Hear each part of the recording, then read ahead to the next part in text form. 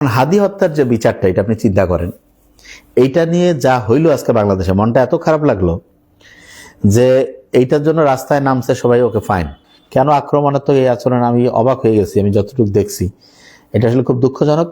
তা আমরা আশা করি যে সবারই একটু শুভ বুদ্ধি আসুক এবং মানে ওসমান হাদির বিচারটাও ঠিকভাবে হোক। সামগ্রিকভাবে পরিস্থিতিটা একটু কেন জানি ঘোলাটে হয়ে গেল। এখানে আমার মতে ঠিক সময় ভোট হওয়াটা গুরুত্বপূর্ণ। ভোটটা হয়ে যাওয়ার পর একটা নির্বাচিত সরকার আসুক। আমরা প্রত্যেককে জবাবদিহিতার মধ্যে আনতে চাই, কিন্তু একটা নির্বাচিত সরকার খুব দরকার। এই জিনিসটাতে মাথায় নেন। হ্যাঁ, এটা আমাদের জন্য খুব প্রয়োজনীয় একটা জিনিস হয়েছে।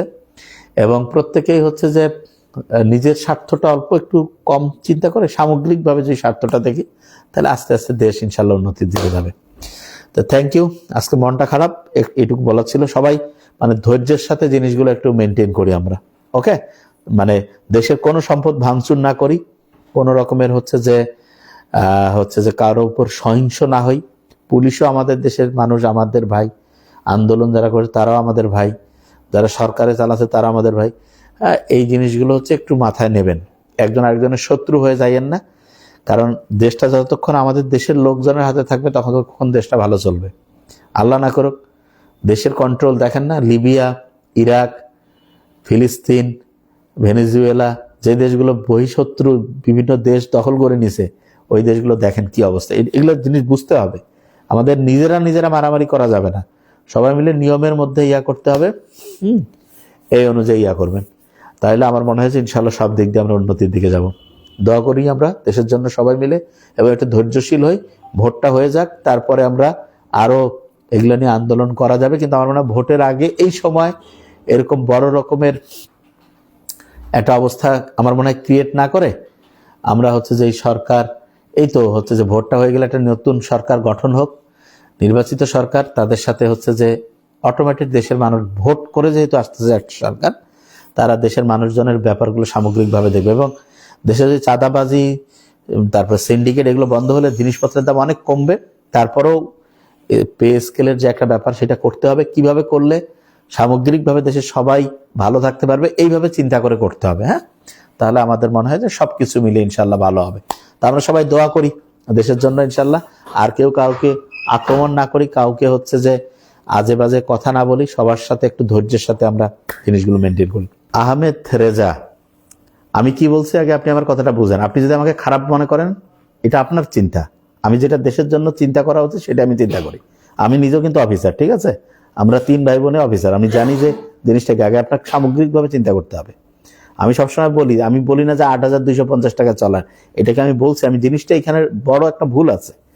এখানে যারা একদম নিচের লেভেলের থেকে শুরু করে, এখানে বেতনের সিস্টেমটার মধ্যেই সমস্যা আছে।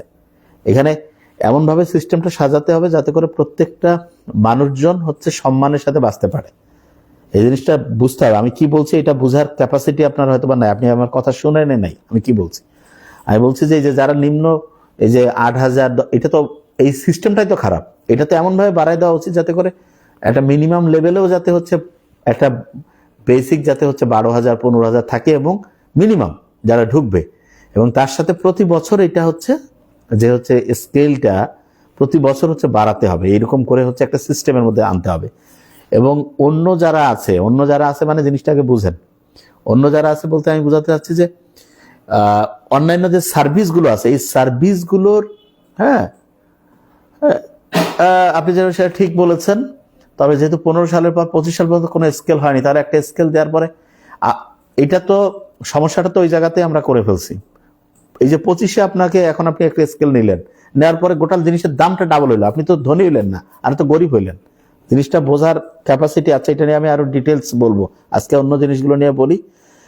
8,250 টাকা মূল বেতন প্রথম অবস্থায়, এটা কখনো চলতে পারে না। এটা আমি কখনোই বলি না যে এটা, বরং এই স্কেলটা তো আমি বললাম, এটা অবশ্যই বেসিকটা এমন করা উচিত যাতে করে একটা ফ্যামিলি চলতে পারে।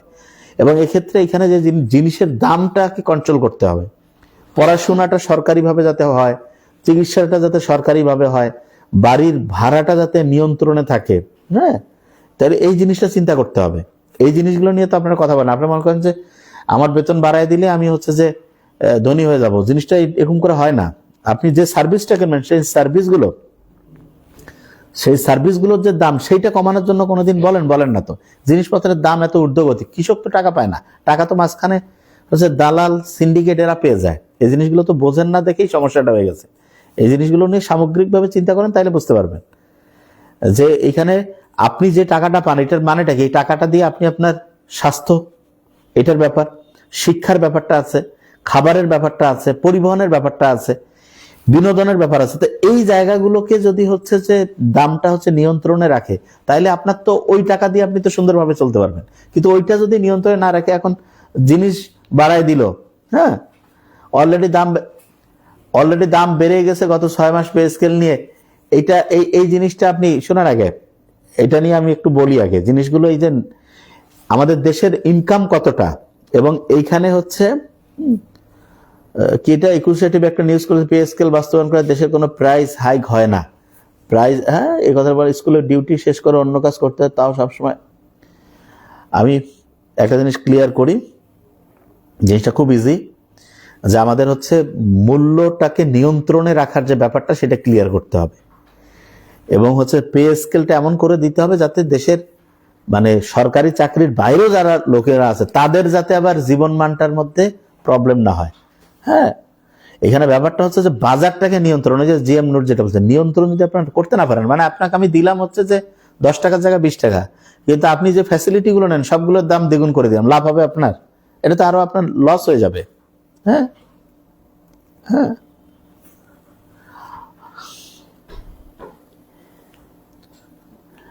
টাকার মূল্য 40% ডলারের সাথে তুলনায়, হ্যাঁ, তাহলে এই যে প্রত্যেক বছর যে 9% থেকে 12%, এই জায়গাগুলো বড় রকমের সমস্যা। ঠিক আছে, এটা নিয়ে আমি যেটা বলছি জিনিসটা আরো ভালো করে বোঝা। আমার কথা হলো যে একবারে ডাবল করে দেওয়া এইভাবে হয় না, জিনিসটা এমন করতে হবে যাতে করে মানে প্রত্যেকটা মানে দেশের নাগরিক একটা বেসিক ফ্যাসিলিটি পায়।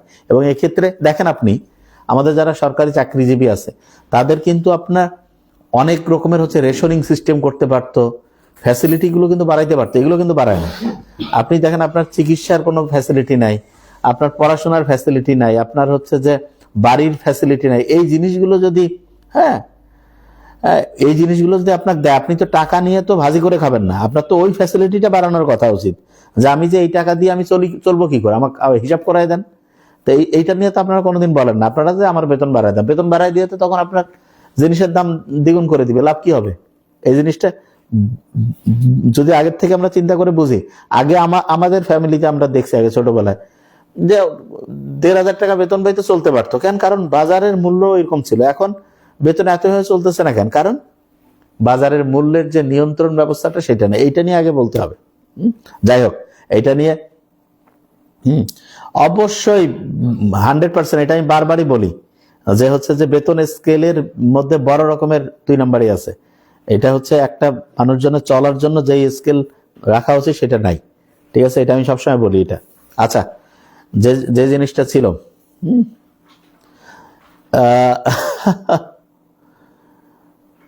আচ্ছা, যেটা আমি বলতেছিলাম যে সেটা হলো যে আমাদের যে হাদি ভাইয়ের যে হচ্ছে বিচার নিয়ে যেটা হয়েছে,